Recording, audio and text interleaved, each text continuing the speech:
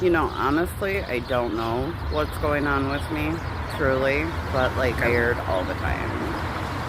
And I'm not even taking that much of my medicine, so like I don't get it. I don't know what's going on. I know I'm staying up really late, but like all I want to do is sleep. That's like literally all I want to do. But I made myself come here to McDonald's so I could maybe record another video. That would be super nice, right? That would be great. I do have my quiet place, so that's a plus. And yeah, my boyfriend's out doing him. He's with his cousins, so they're like, you know, doing boy things. And yeah, I'm bored and I don't have nothing to do. Another day, another dollar? No, I'm just sitting at McDonald's, my new office. And I do have I need to dye my hair right now. I do have my quiet spot. I know I'm wearing the same clothes. They literally just put something on so I could come to McDonald's.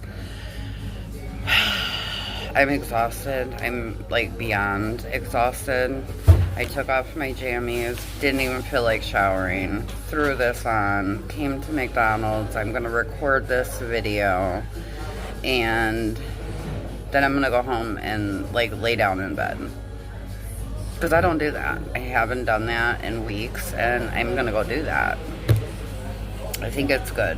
It's really good to motivate yourself and, you know, make sure that like you're doing things that you say you're gonna do, right? Like it's good. It's good to talk yourself into doing those things. But I haven't let myself rest. I'm either recording, filming, writing, doing my nails. I'm always doing something. I woke up this morning just to finish this hand. I didn't even do this hand last night. I only did this one, which was easy. Spent a lot of time on my nails. Don't have to do my nails for at least a few days. I'm gonna record a video, so I'll have editing to do in the next couple days, but I'm gonna take a couple days to like really just chill out because I'm burning myself out, and then I'm gonna need a 2-week break. No, I don't got time for that. So we're gonna take a little 2-day break and get our lives together. That's what we're gonna do.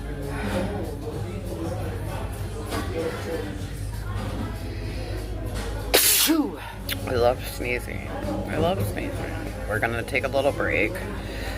I'll get this recorded. I'll edit it over the next couple days, and I'm going to leave my nails alone. I'm going to not write. I'm going to not do anything but lay in bed.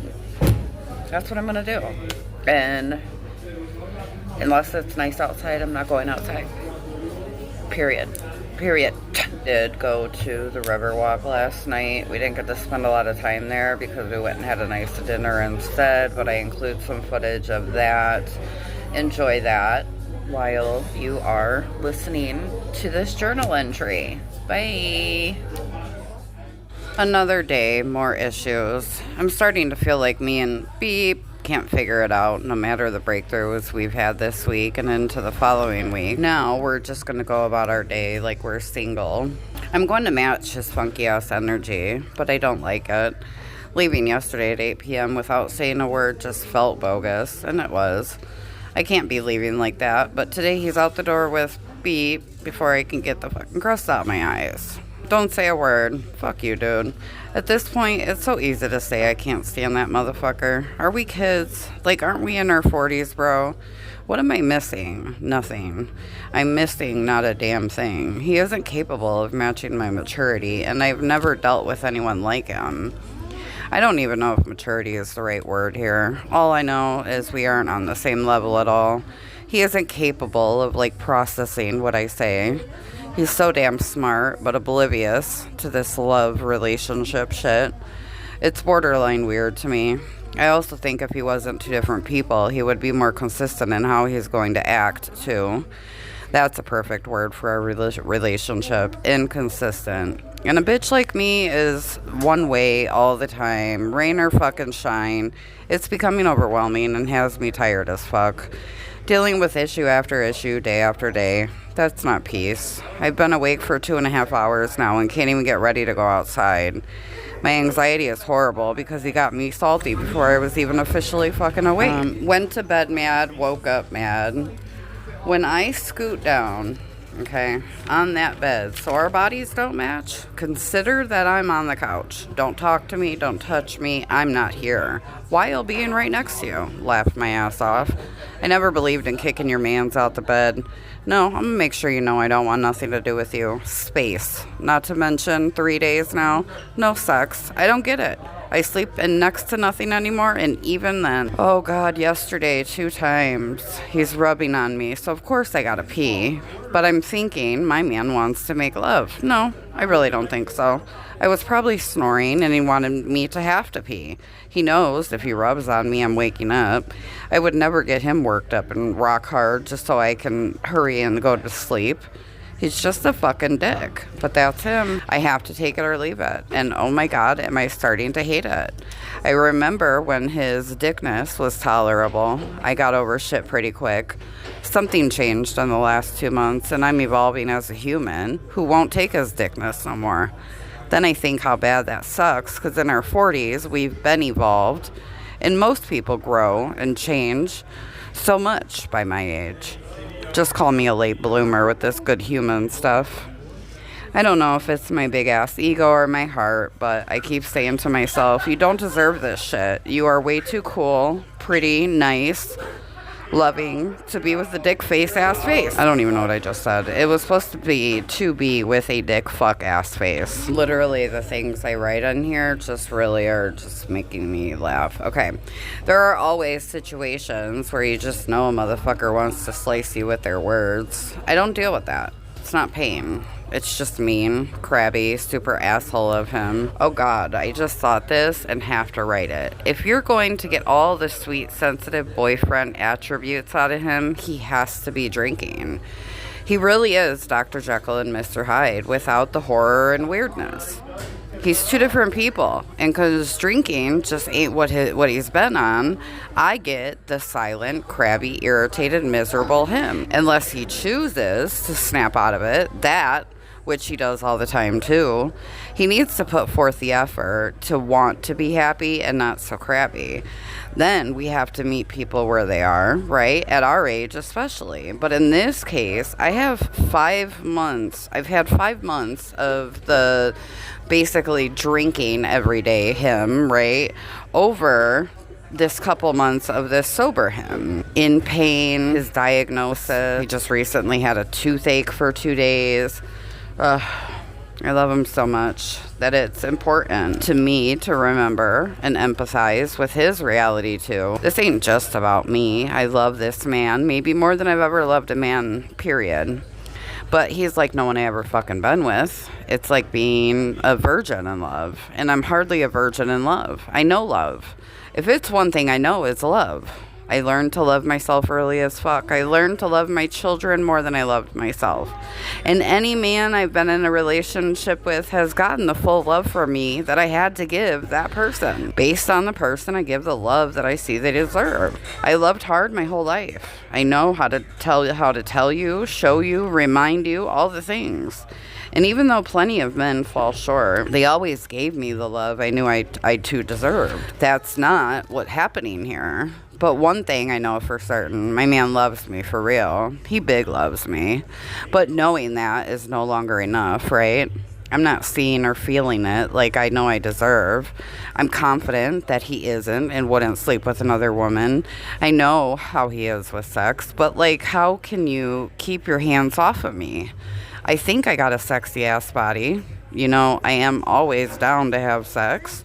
Like, how is sex of all fucking things an issue for us as of recent? I'm so confused by these issues of ours, and my fucking brain hurts. And I won't go out without a shower and clean clothes, so sitting here writing 3 hours after waking up, since I'm avoiding getting ready. But after I took my meds, I definitely have less anxiety. Thank God for that. But it's like 50 degrees, and I'm in the house still at 5 p.m. Sun's going down, so I missed the 2nd day in a row. Slept till 7 p.m. yesterday. I'm not tired though, and I woke up tired. I am so glad I'm officially caught up on sleep. It can just really be so damn hard to sleep good in this house, dude.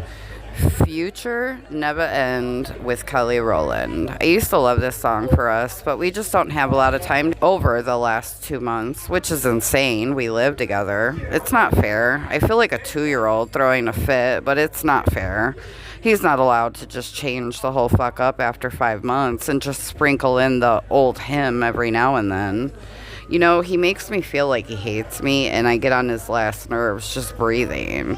I ask him flat out, and he acts like I'm crazy to think that, because he loves me so much. Like, what? What's happening? I never want to have someone that I love so much who I don't give my 110% to.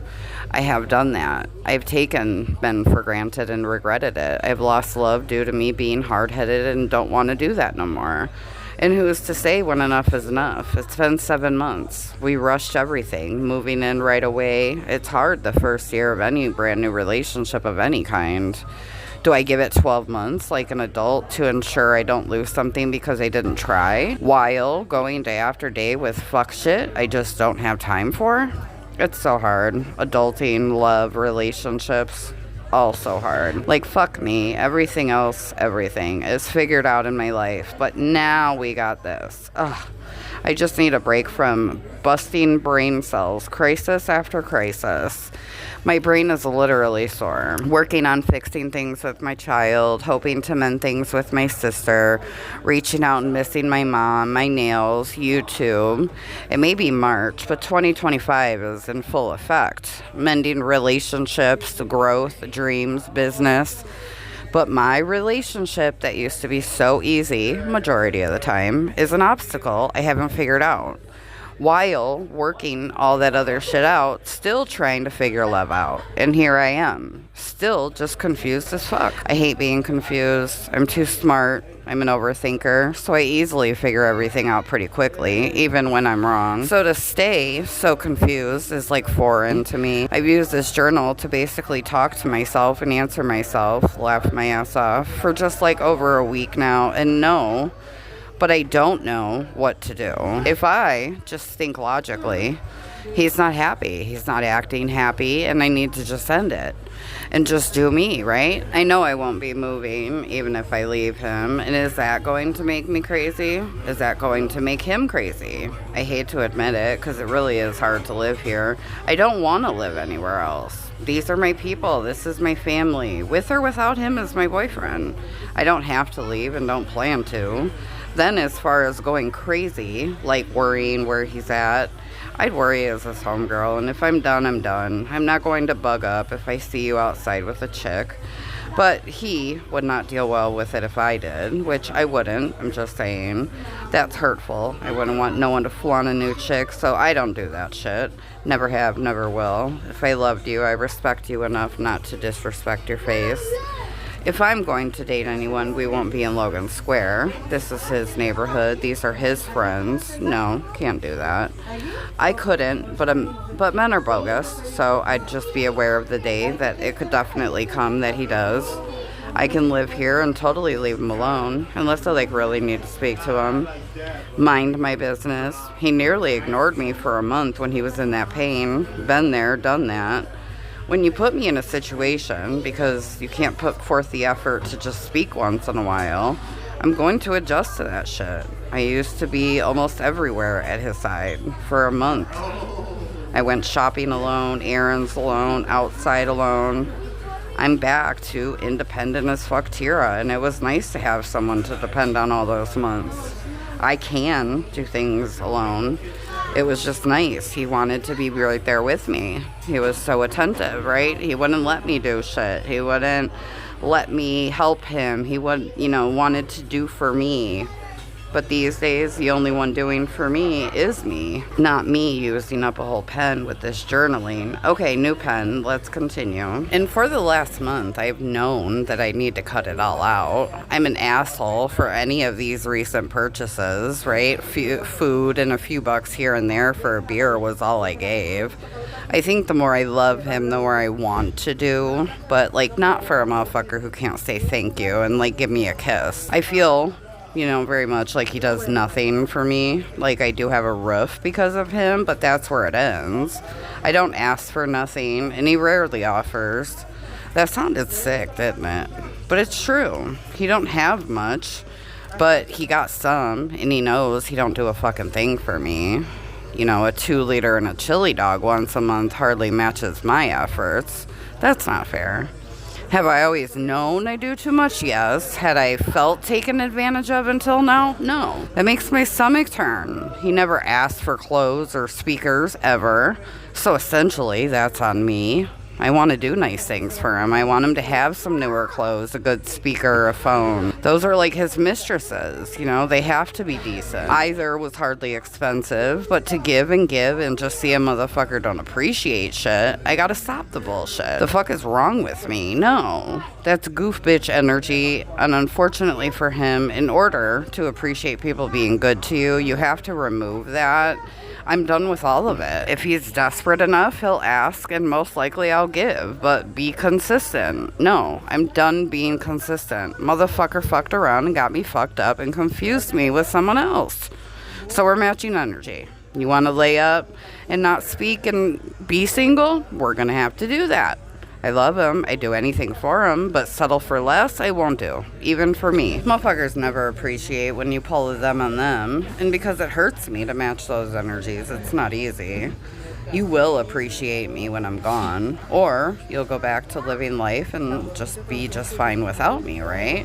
And ultimately, that's what needs to be figured out, right? So now, Tyra the bitch has to show herself to that one person who's never met her. And there are many of him, okay? I think it will be most difficult when I see the changes hurting him, because I already know how much he's not going to like this side of me. Am I going to show my ass, you know, bug up, talk shit? No. Quietly, while minding the business that fucking pays me.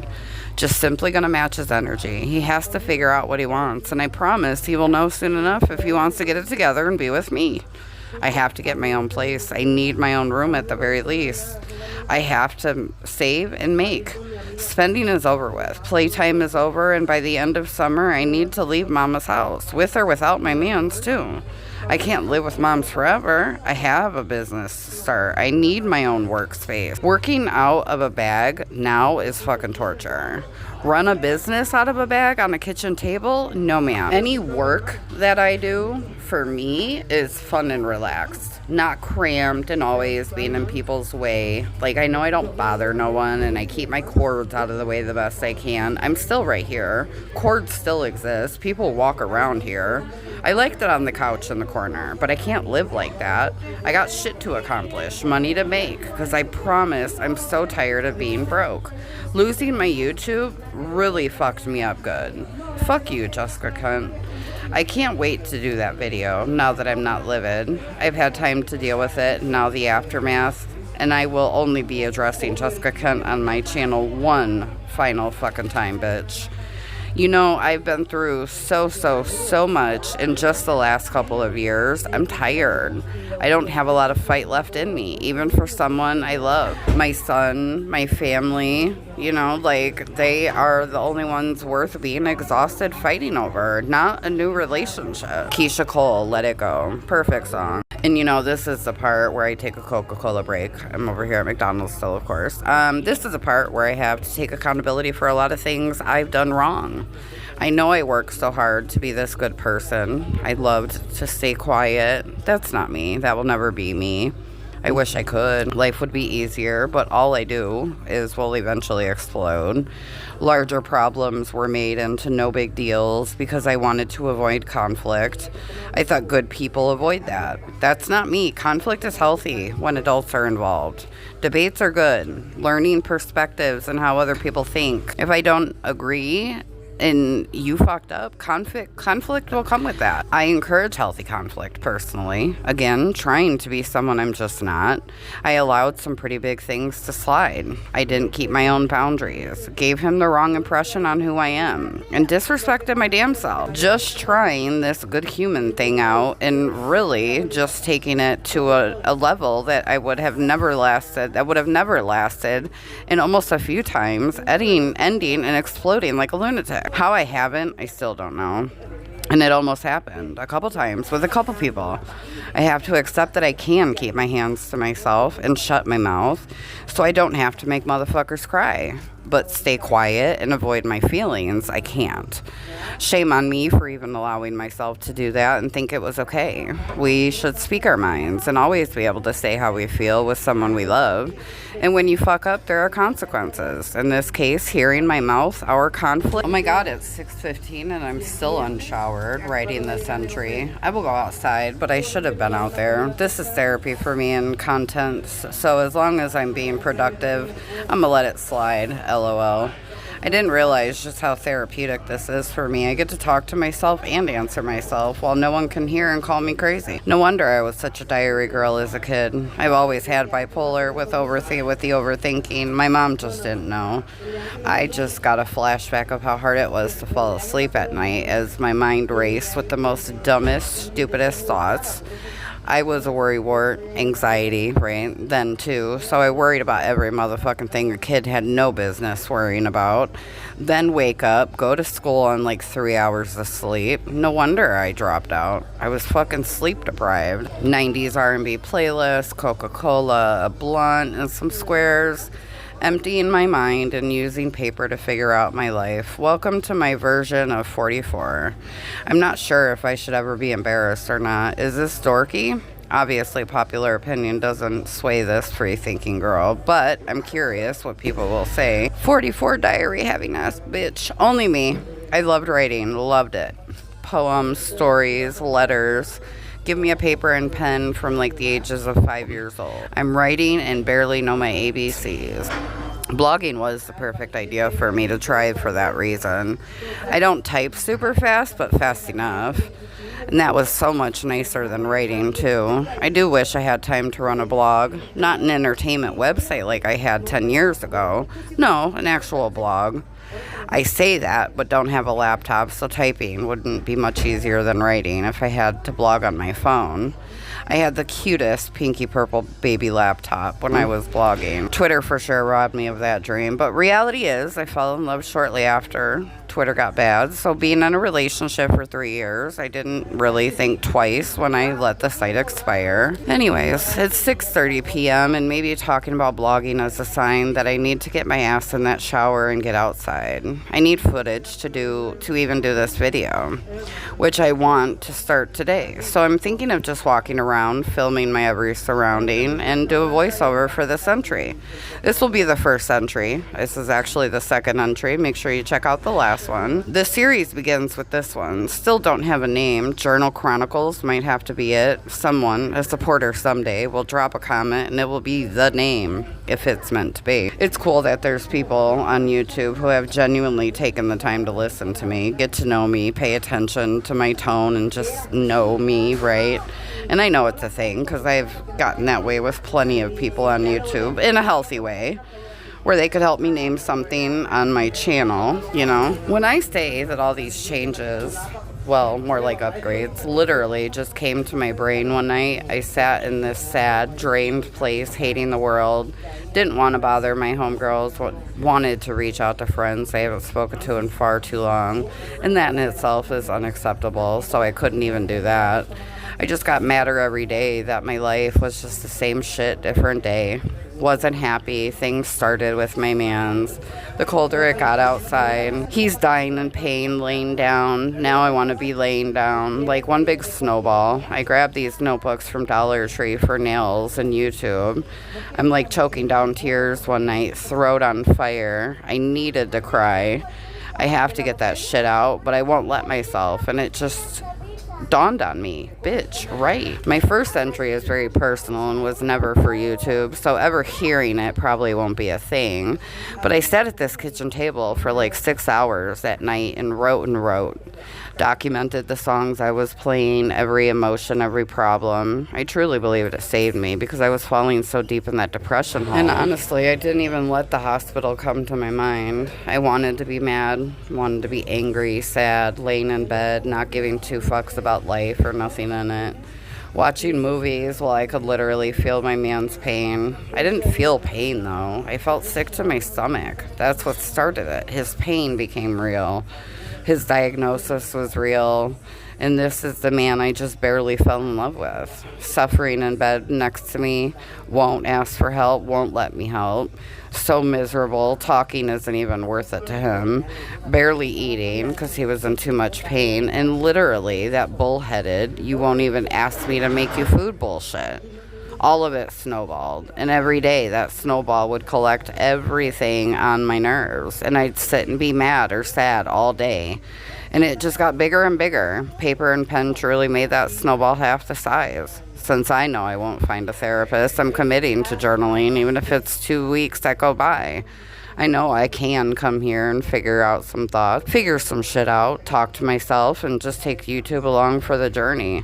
It's perfect. I will use this journal for personal entries that aren't for YouTube because that first entry was so damn important. I just got up to get a Coke. My right butt cheek fell asleep and I almost fell. That would have been so damn funny, dude. I've decided to just keep writing since this will be the first one. And as long as my hand isn't killing me, I should be writing anyways. I know I'd write much more, but my hands kill me.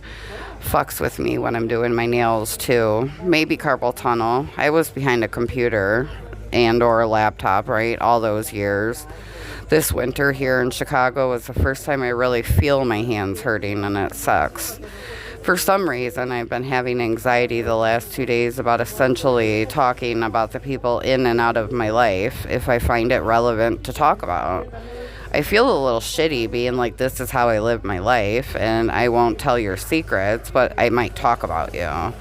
And even though most times it will always be with love and respect, and anonymity is mandatory, what I've realized is people don't like to hear the truth about themselves, even when they know you're right. It's like the fact that you said it. I also realize that I'll be sometimes, I guess, talking behind their backs, but at the same time, I'd say it to their face, no problem. I just realized that part of being a good human isn't always giving your unsolicited opinion. Joining every conversation, being in the middle of something that has nothing to do with me. I did none of that this summer, and life was fabulous. People are going to continue to think it's cool. People will disagree and quit speaking to me. But like at the end of the day, if my intentions aren't bad, this is my life too. And if I find it relevant, I'm going to discuss it. In reality, not a single motherfucker has to click. Some folks just can't help themselves. LOL. Everyone thinks it's cool when you tell them you're on YouTube, but when fuck shit takes place in my life, I've talked about it for nearly 4 years. Like, get a tissue or suck it up is like my best advice. I will always do my best to keep it real while delivering the story or whatever with love. To me, though, it really is confusing how you can have conversations with someone, say the same shit, but even when no one knows who they are, it's a problem that you talk about it, when it was literally affecting my everyday fucking life. I could only wish people have talked about me anonymously, laughed my ass off for real, for real. That would be great. No, really, though, especially when you know it's true. What I'm saying are pure fucking facts, man. It was really easy to learn not to discuss my family after a certain point or post identifying pictures, etc. But the way people have bugged up hearing the truth really is confusing to me. I'm the first to admit truth hurts. I don't always like the truth, but if you're not wrong, you ain't fucking wrong. I even understand if it's not true. Okay, it's not true. So, like, why do you care what I think? Why people, anyone, especially smart people, care what my opinion is on anything still confuses me. Apparently, I'm just all kinds of confused today. When you call me a racist, I'm not, and I can't make you retract that statement. So I have to move on. When you post a short titled, "She peed on my couch," but you didn't pee on the couch, I can't make them delete that. But what do I say to that? I heard what was like a private conversation, not anything to do with pee. It's their story. I gotta let these motherfuckers tell it, because people believe it. If there are a number of people who see it, but still believe what was said, I can't fight that. That's weird as fuck. Weirdos. She said it. You didn't even see it. No. Stop doing that weird shit. You guys have your own brain and you know right from wrong. Group thinking confuses me more than anything on planet Earth. Who knows? Maybe 2025 people will surprise us and finally move away from mob mentality. One could only wish. At the end of the day, no one knows who you are, so we are on our confused girl shit today. I don't know how my man is going to feel if his friends listen and bring it up to him. That's weird. Don't do that, but it's bound to happen. I'm not asking permission. I don't need permission to talk about my life, and nothing I'd ever say about him or a single family member will embarrass them. It'll always be with love and respect. That's an important fact, and YouTube was here when you met me. You didn't pay attention. That's on him. My hand is officially falling off, and I want a pizza puff. Off to get my life together. 7:30 p.m., March 12th, 2025. Peace out, Girl Scout.